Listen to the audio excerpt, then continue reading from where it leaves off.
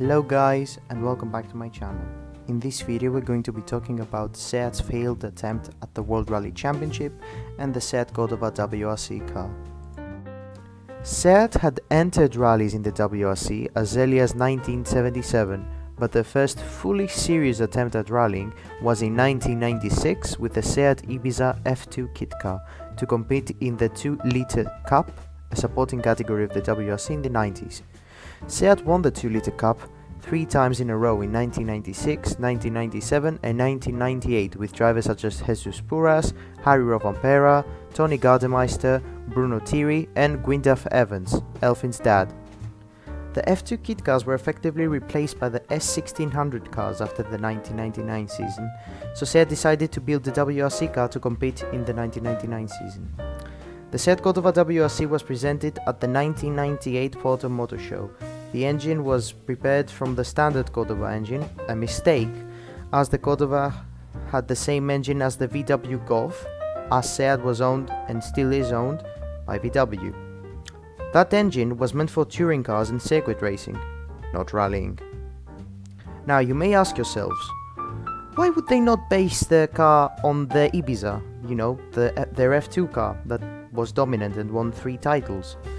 Well, that was because the rule stated that the minimum car length was 4000mm for the WRC class, and the Ibiza was 3855mm. So they didn't even bother asking the FIA to homologate it. You can imagine their shock though, when as they were developing the Cordoba, Peugeot showed up with the 206, a car even smaller than the Ibiza. Why? How? Well, apparently Peugeot just asked, well, if we make enough special 206 models, can we homologate the 206 as a WRC car? And the FIA said, yes. Unlucky. The Cordova made its debut in Rally Finland in 1998 with Harry Rovanperä and Spaniard Marco Oriol Lopez. I have no idea who that is, unfortunately. Lopez crashed on stage 21 from 15th place and Rovanperä finished the rally 11th, 16 minutes off the lead after problems on the second and third day. Seat competed on all the events after Finland to get the car ready for the 1999 season and even got a point in the finale in Wales thanks to Rovanperä, after someone had a problem and retired 200 meters before the finish. Any idea who that was? Anyway. For 1999, Seat contracted Harry Rovanperä and tarmac specialist Piero Liatti, and leaving a possibility open for a third car or some events for the season. On the opening round in Monte Carlo, the two Seats finished 6th and 7th, separated by 4 seconds, and overall 7 minutes off rally winner Tommi Mäkinen. For Sweden, Seat drafted in Marcus Grönholm, who was contracted to Peugeot at the time, but since the 206 hadn't debuted yet, he debuted in Corsica later on in the season, they had no problem in him competing for a quote, rival team. He would retire on the second stage of the rally because of a fuel contamination problem. A same problem that Rovanperä would have, who would finish 16th. Liatti returned for the gravel rounds of Kenya and Portugal, DNFing in both, which proved long-time co-drivers Fabrizio Ponce's decision to split with him before Monte Carlo correct, as he said that the move to Seat was a mistake because the car was uncompetitive. The Seat was way off the pace on the tarmac of Catalonia and Corsica and suffered double retirements in Argentina and Greece.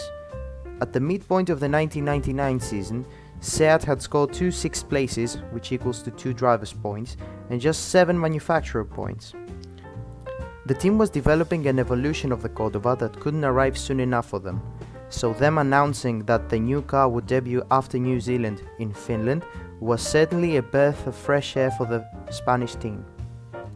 Liatti was dropped for New Zealand with the team trusting Tony Gardemeister, who had been driving the F2 kit car the past few years and also in 1999 in Monte Carlo, Sweden and Portugal. And boy did he deliver. The Seat was competitive in New Zealand and Gardemeister scored a podium comfortably, might I add, as the 4th placed Oriol was 3.5 minutes off Gardemeister's pace. Rovanperä retired from 7th on day 2 with lost oil pressure. In Finland, the debut of the Evo 2, Seat got its first double points finish with 5th and 6th for Rovanperä and Gardemeister, with the Seat again proving competitive. Liatti was brought back for China and Sanremo for some reason, retiring in both with engine issues. Seat ran 3 cars for Sanremo, but the Seat continued being uncompetitive on tarmac, with the highest placed Seat in Sanremo being 16th. Seat also ran 3 cars in the finale in Wales, entrusting Guido Evans, long-time test driver. 2 of the Seat retired with mechanical issues, but the third Seat of Harry Rovanperä scored Seat's second podium of the season in third. Seat finished 5th in the manufacturer standings, last of the full-time entries, but the Evo 2 Cordoba proved a lot more competitive than the first car, so hopes for 2000s were high compared to 1999. Seat's main goal for 2000 was signing an experienced veteran driver. They tried to get Carlos Sainz, who was left without a drive after Toyota pulled out after 1999, but he refused as he had an offer from Ford. So then they turned to his teammate in Toyota, the 1994 world champion, Didier Auriol. Seat couldn't run 3 cars as they didn't have the budget for it, so they decided to drop Harry Rovanperä and keep Gardemeister. Again, I don't understand the decision. Why would you drop your full-time driver from last year who scored the most points for you? It makes no sense. As you can see, a pattern of lots of baffling decisions on the driver front was emerging for Seat. In Monte Carlo, Gardemeister was faster than Auriol, who retired from 8th due to an engine failure. Gardemeister was fighting with Kankkunen for 4th place and eventually lost, but got 4th regardless as Colin McRae retired on the last stage. In Sweden, Seat again chose to run 3 drivers with guess who on the third car? If you said Rovanperä, you'd be correct. Why? Don't ask.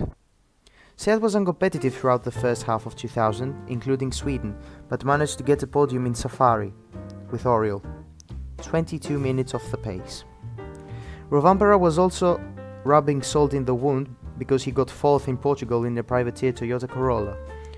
After 3 consecutive double DNFs, Seat were in a similar position as they were in 1999, and did the same thing as 1999 funnily enough.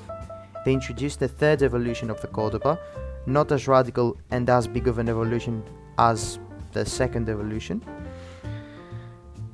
But yeah. Rumors were also coming to the surface saying that Seat was planning on developing a WRC car based on the Leon or the Ibiza for 2002. The Evo 3 made little to no changes for Seat as they were still uncompetitive. 2 weeks after the debut of the Evo 3, Seat announced their withdrawal from the WRC.